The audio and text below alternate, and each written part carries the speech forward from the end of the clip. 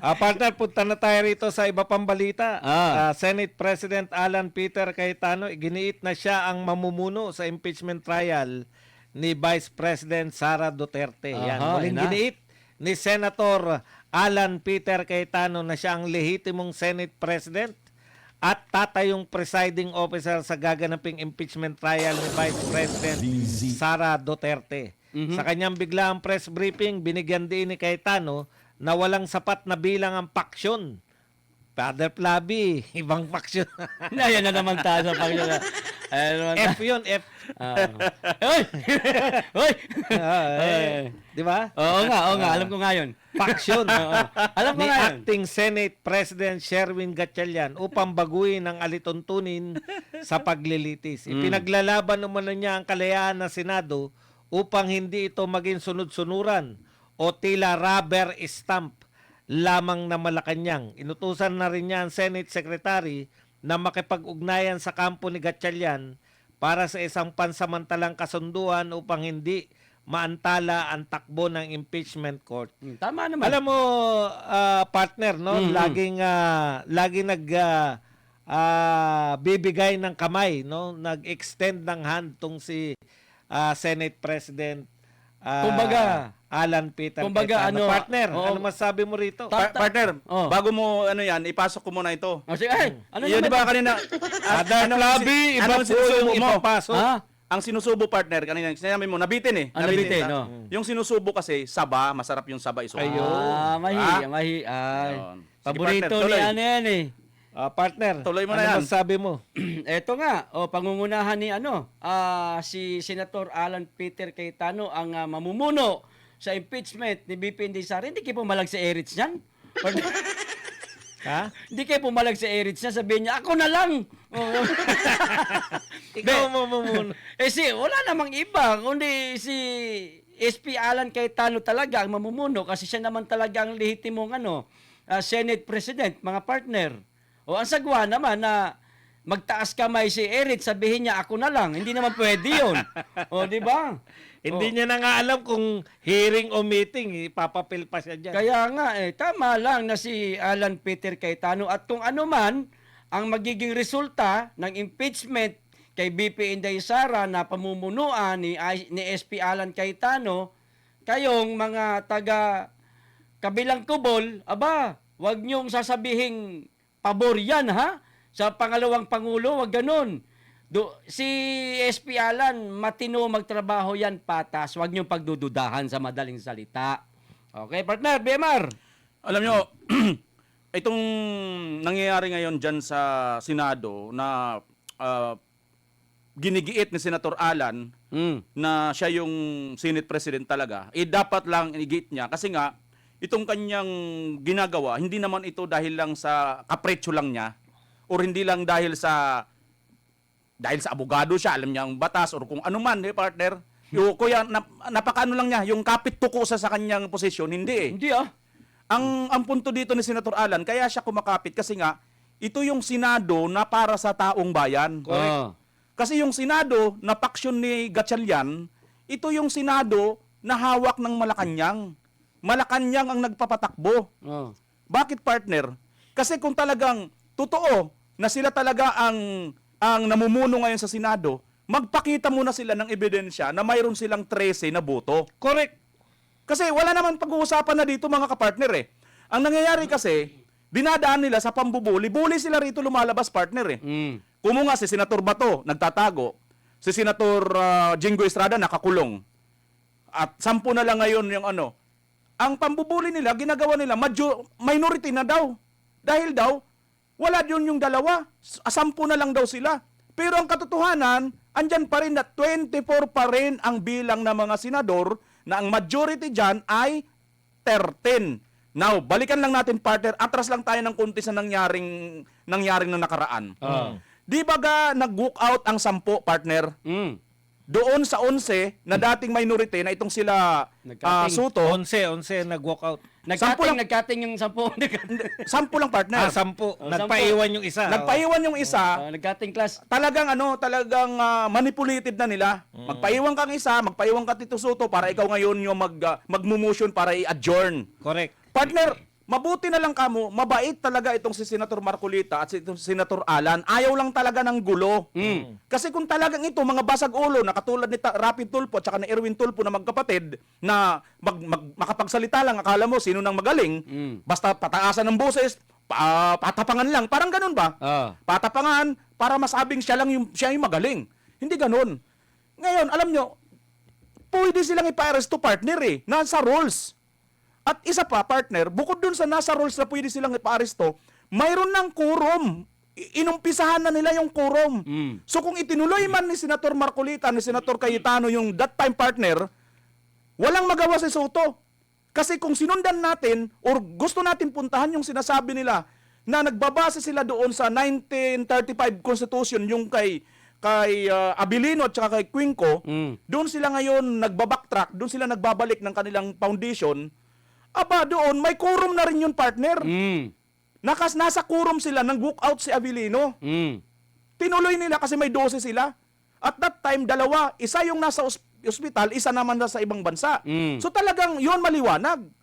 At yun, 1935 Constitution pa yun. Malayo na yun eh. Kaya nga pagdating ng 1987 Constitution, binago yun eh. Oo. Para bagang, mayroon tayong, sa mga Kristiyano, mayroon tinatawag na New in Old Testament. Wag na tayo dumako sa Biblia. Tagal pa niyan. Sige, yan na tayo sa ano. Hindi, binibigyan nga lang natin ng sige, halimbawa. Sige, Di ba? Kaya dumating ang... Diba nataway ko pare ko? Sabi ko sa inyo eh, nasa akin ang formula eh. Tuloy. Kaya dumating yung New Testament kasi kailangan i-amend yung ibang mga batas doon sa Old Testament. Ayun. Ganito rin yung nangyari sa 1987 at 1935 Constitution. Tama. Ganon. So ngayon, sundan natin ang 1935, 1987 at itong pangyayari ngayon, kahit saan punta, isa pa rin ang magiging hulog nito. Punta pa rin tayo sa ang majority talaga 13. Hindi nyo nakuha yan eh. Sasabihin nyo ngayon, minority sila. How come? Na ang minority yung tinatawag ninyo, nakakuha ng 13. Bagamat ang isa naghudas tumawid sa inyo. Tsaka nabanggit yan ni partner ni Senator Marcoleta sa kanilang programa na ang layo na nung 1939 ba 'yon? 1935 1935 Constitution. Ang ginagamit na natin ngayon 1987 Constitution. Correct. Kaya yung ginawa nung 10 na nag-cutting class sila, nag-walk out sila, hindi yun naaayon sa konstitusyon, partner. Pero yung kanilang nagawa nila Marcoleta na nag-absent sila ng 3 araw, hindi yun ipinagbabawal sa konstitusyon. Yun, ang ganda ng paliwanag niya ron, partner. Nasubaybayan mo ba? Andun yung partner, ang sinasabi ni Senator Marcolita, nasa rules pa rin yun. Na hindi dapat tataas sa 3 araw. Yun. Magkaroon na, gamitin nila yung ang tawag diyan parliamentary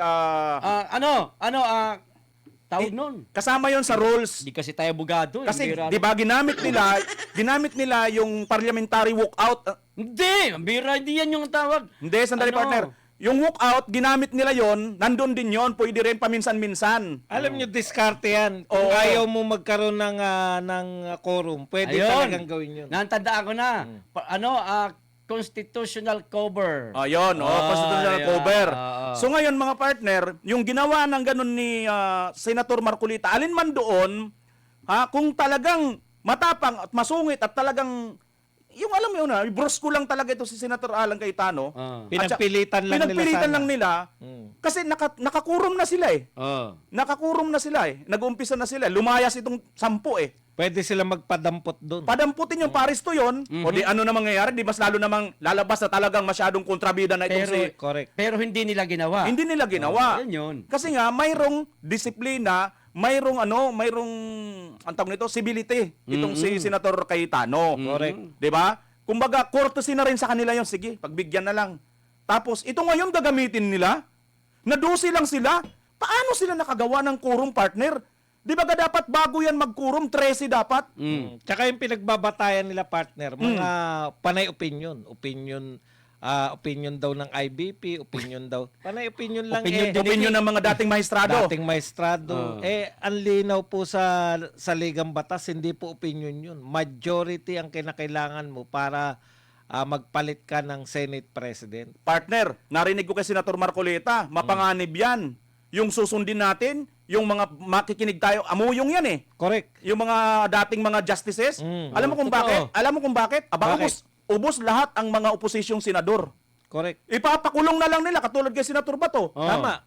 Kahit anong Yan na nga nangyayari Jinggoy. ngayon. Oh. Di ba si Senator Jinggoy hindi naman siya nabanggit sa mga malita? Oo. Sino nakakulong siya? Ipapakulong na lang lahat. Ipapakulong tapos na lang i-apply nila yung akala nila na nakakulong. Hindi naman imemenos na nila sa 22. Kung susundan nga natin yung amuyong. Correct. Kasi nga, ganun na lang. Opinion na lang palang pinag-uusapan eh. Mali nga yun. Mali yun. Pero hindi tayo po pwede sa opinion lang. Magbase pa rin tayo sa ating konstitusyon. Correct. Yan po ang mas importante sa lahat. Oh, sabi yung nga ni Constitution. Bulldog Sniper, imagination nga ni, di ba? Tsaka ito siguro inaaraw-araw ko na to. Ano yan? Yung dahilan ng naghudas, si Judas Iscariote. Araw-arawin ko siya kasi ang katwiran niya, Si Cheese. si Judas Iscariote nga. Grabe naman pangalan niya. Anong katwiran niya, Ang partner? katwiran niya, kaya raw siya, hindi raw siya ng Judas, hindi raw siya bumaliktad, kundi gusto niya lang magkaroon ng sesyon. Di ba, paulit-ulit siya dyan? Papaalala lang natin kay Cheese, gusto mo magkaroon ng sesyon, kaya ka lumipat sa kabila. Mm-mm. Ang tanong, buhat ba nung lumipat ka, may session na? Wala. Wala. Nung una niyong paglipat, anong unang ginawa? Adjournment sine Sine die. die. Ano ibig sabihin? Walang naganap na sesyon. Kinabukasan, anong diniklara ni Win Gatchalian? Ano? Work from home. Di ba yung mga tauhan? Kaya nga, walang tauhan sila Marcoleta. Sila-sila lang eh. Ngungungungu nga yung ibang mga nila, Mike. Ngayon, tapos Lunes, may session ba kahapon, partner? Wala rin. Wala. Tapos ngayon, Martes, tinignan ko. Baka nagsesesyon sila. Wala na naman. Kasi alas 3 ang session eh. Oh. Wala pa ring sesyon. So, kalokohan pala, yung sinasabi mo, katwiran mo, Cheese, mas kapanipaniwala si Jinggoy. Ang sabi ni Jinggoy, inaalok ako. Mawawalan ako ng kaso pag bumaliktad ako. Hindi ako bumaliktad. Nakakulong ngayon si Jinggoy. Sino po mas kapanipaniwala? Si Cheese Escudero na wala ng kaso? Na unti-unti na nawawala yung mga kaso? Mm-mm. Hindi sinasampahan, hindi nakakulong? Tumahimik na. O si Jinggoy. Ako maniniwala ko na walang kinalaman yung kaso kung makukulong si Cheese Escudero despite na bumaliktad siya. Pero kung hindi makukulong si Cheese, alam nyo na ang naganap. Kaya siya bumaliktad. Hindi totoo yung katwiran niya na dahil walang sesyon. Wala nga sesyon, hindi siya bumabalik eh. Di ba, partner? Kung ako yan, kala ko ba magsesesyon tayo kaya ako bumaliktad? Kung wala rin lang sesyon, di babalik na lang ako, wala nang gulo. Yan yung problema. Si Judas Iscariote, pati kami binubudol mo eh. Anong sesyon? Walang sesyon ngayon. Ba't hindi ka bumabalik kay Cayetano? Partner. Yun nga, partner, no? Sandali, partner, maraming Sige. salamat po sa nagpakulay na si Megan Franz. Megan Franz. Ayan, tuloy, partner. Si Nanay Franz, matagal na yung Mm-mm. kung nakikita natin. Alam nyo, partner, no? Mm. Yun nga yung sablay dito kay sa katwiran sa rason ni Senator Cheese Escudero. Mhm. Ano tuloy ako eh. Itong si mga tulpo trying hard na umaktong parang mga abogado. Samantalang itong si Senator Cheese na abogado, parang hindi niya ginagampanan yung kanyang pagiging abogado, partner. Paano? Diba? Tingnan nyo ha. Hindi niya nagampanan yung Itong mga pagiging tulpo, abogado. trying hard. Parang abogado. Trying hard na maging parang mga abogado. Ah. Samantalang itong abogado naman na si Chess, ay hindi niya tuloy ginagampanan yung kanyang abogado.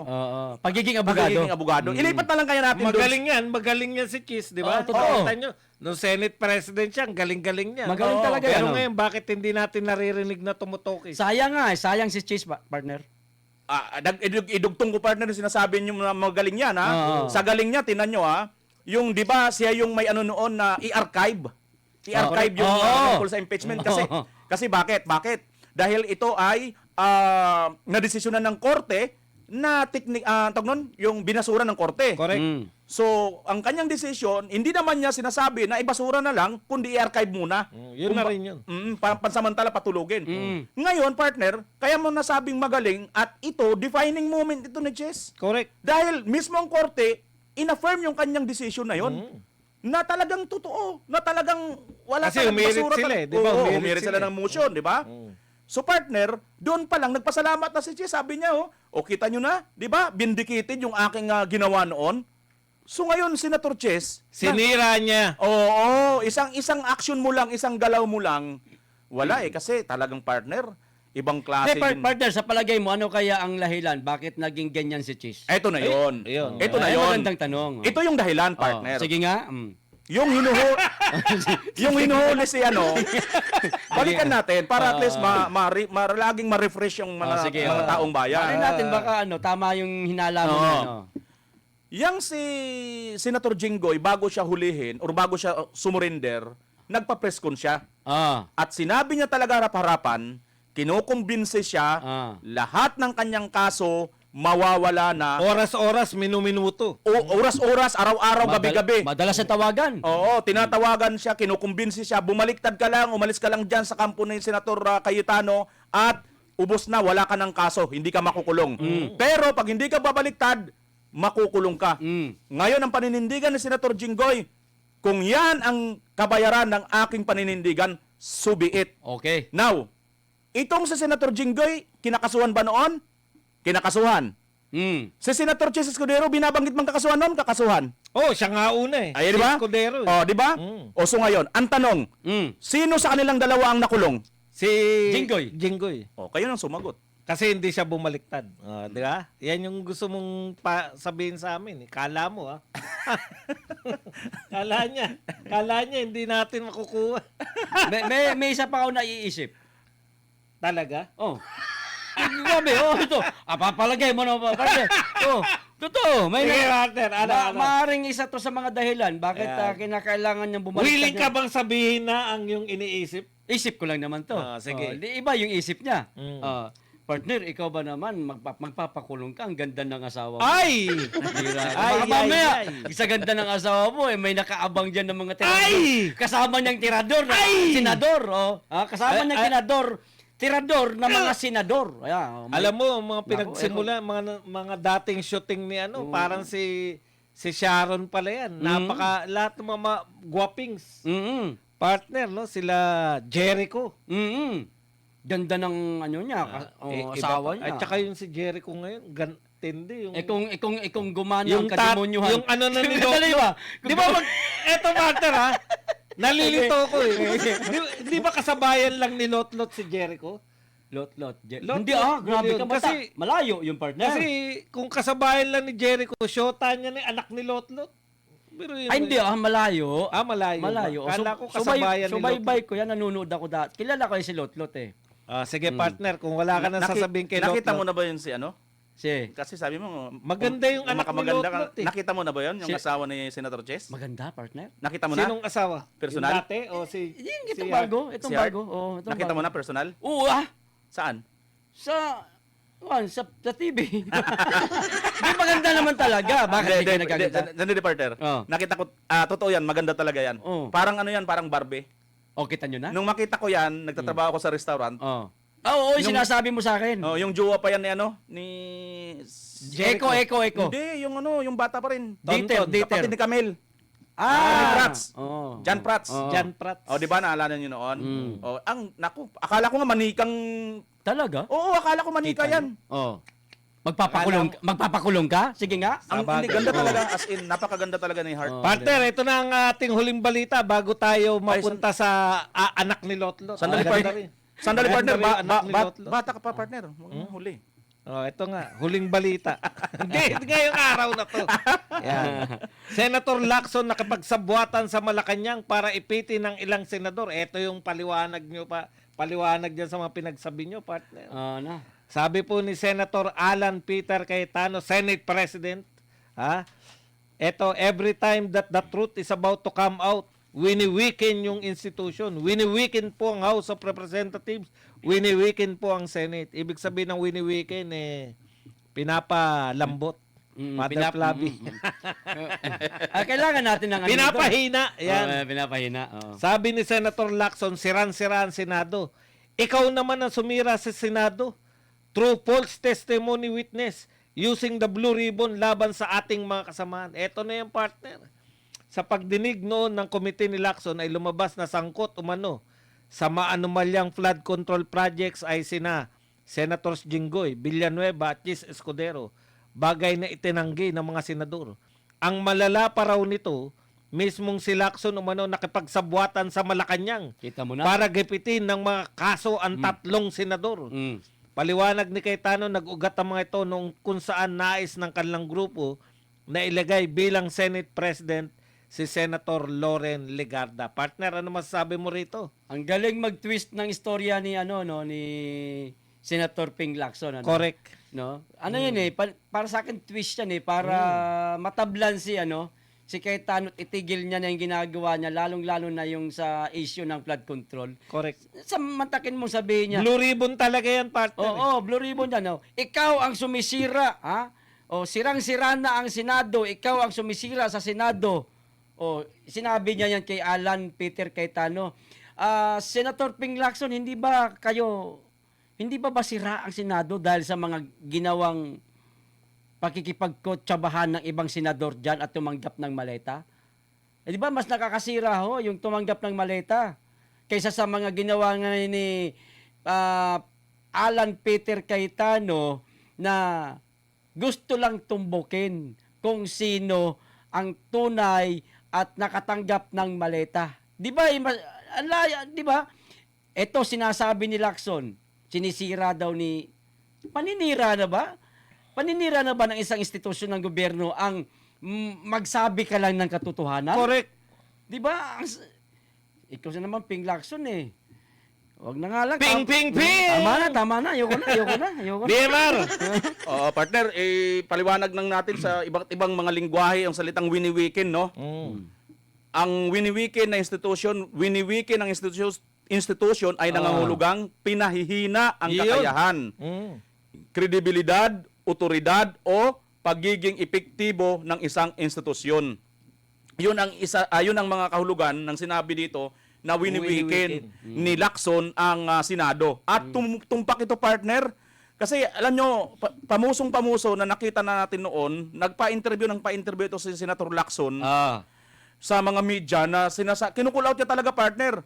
Although niya pinangalanan, 67 na mga kongresista, yung mga contractors.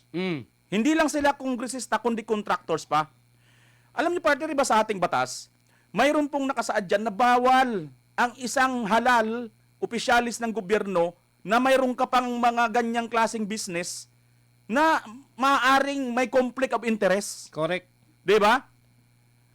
Doon pa lang sa puntong yun, habang naghihiring si Senator Marcolita, yung nauna pang Blue Ribbon hearing, bla bla bla, kung ano-ano ang pinagsasabi ni Lacson sa tabi-tabi. Correct. Pero pa-press-con. Privilege speech. Privilege, Oo. Nagpa-privilege speech pa siya. Ang dami niya. Sinasabayan si Marcoleta. Sinasabayan si Senator Marcolita. So talagang, doon pa lang sa puntong yun, doon nag-umpisa kung paano niya pinapahina talaga ang Senado. Correct. Doon nag-umpisa na yon. Kasi napakalakas na ng ginagawang investigasyon ni Senator Marcolita. Ang lakas ng impact noon. Tsaka yan sabi ni Marcoleta, pagtugon niyan sa panawagan ni Pangulong Marcos. Oo. Na mahiya naman kayo, di ba? Oo. Yun, partner, kasi nga tawag nga doon, mutuo proprio in aid of mutuo proprio pala yung partner, di ba? Yung parang kusa. Dahil pagtugon sa panawagan ni Pangulo. Sa panawagan niya, na mahiya naman kayo. Aba, ang nangyari, ito si Lacson, mayroon siyang mga ginawang para ma-weaken nga itong matinding malakas na impact na ginagawa ni Senator Marcolita. And then, later on, nagtagumpay sila, naagaw nila, at sila na nga ngayon. Inaasahan na natin na mas lalakas pa sana, abay lalo patuloy humina ang Senado. Tinulugan. Bakit, partner? Hindi lang ito basta tinulugan. Yung kanyang 67 na mga congressman na kanyang pinapangalanan, kanyang binabanggit, sinabi sa mga interview niya, hindi naman niya nabanggit. At ang katakataka dito, partner, may mga congressman na talagang halatang-halata na sila yung maaaring sangkot nito dahil mga kontraktor nga sila. Ang problema, bakit 3 senador na mga kasamahan mo pa ang tinarget? Correct. Di ba? Nauna pa. Nauna pang tinarget. Hindi mo naman sinabi yan sa una mong privilege. Hindi nga niya sinabi, partner eh. Kaya doon pa lang talagang hinang-hina. Kumbaga, iniisip ka natin, ako partner, ito ha, tapatan tayo. Sige. Kahit si Senator Marcolita, alam ko magaling, mahusay. Para sa akin noon ha, bago to nangyari ngayon, para sa akin, kahit sino mag-imbestiga dyan, basta mag-imbestiga lang, okay lang ako. Correct. Kasi lalabas talaga at lalabas ang totoo, partner. Kahit ano pang paglulubid mo ng kasinungalingan, hindi mo yan pwedeng malubid, partner. Tuwid na tuwid talaga ang katotohanan. Hindi pwedeng baluktutin ng kahit sino pang tulpo dyan. Ngayon, eto pa, partner, latest na lang nitong pampahina niya sa Senado, habang mayroon nagaganap na pagrevelasyon itong si Saldico, na pangalanan itong Bersamin. Abay, sino kaagad ang unang pumutak? Si Lacson kaagad. Nililinis niya kaagad ang palasyo at si Bersamin, parang inaanuhan niya na si Bersamin. Dinidepensahan. Oo, ginagawa lang ito ni Bersamin by his own.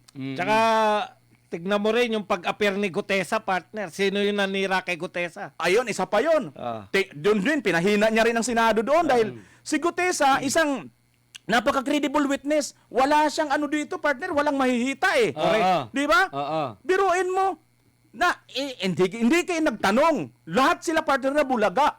Lahat ng mga binitawan ni Sergeant Gutesa, Kapanipaniwala sa mga kapaniwala, taong nanood. at under oath yun, lahat yun nakarating na sa Malacanang yung kanyang mga sinabi. Bakit itong si Lacson, wala man lang tinanong, sandali. O hindi niya kinrox examine doon. Doon pa lang Correct. sana dapat kinrox. Kasi nga hindi nga Pagkalipas ng isang araw, Pagkalipas ng isang araw, ayun na, pinahina na kagad, sabi niya, oy, peke yung pumirma. correct. kasi nga hindi nga nila intensyon na Samantalang- tumbukin talaga, partner. Hindi nila Correct. intensyon na tumbukin ang katotohanan. Yun nga yung punto ni Oo. Senator Alan na wini-weekend talaga. Samantalang, yung affidavit, pwede kang mag-appear sa Senado nang walang affidavit. Correct kasi Basta manumpa ka. correct. Mas importante yung manumpa. Binaliktad nila eh. Mas importante yung may affidavit kaysa panunumpa sa Senado. So yung sinasabi ni Marco ni Lacson na si Alan ang sumisira sa Senado, hindi. Baliktad. Si Ping Lacson Yun, ang sumisira. akusasyon ni, Oo. Yung ginagawa niya, pinupunas niya kay Alan. pinapasa naman, partner. Huwag Pinapasa. naman punas kasi Wag yung puna. Father Oo. Flavi. Ay, ibang puna. Ayan na naman tayo eh.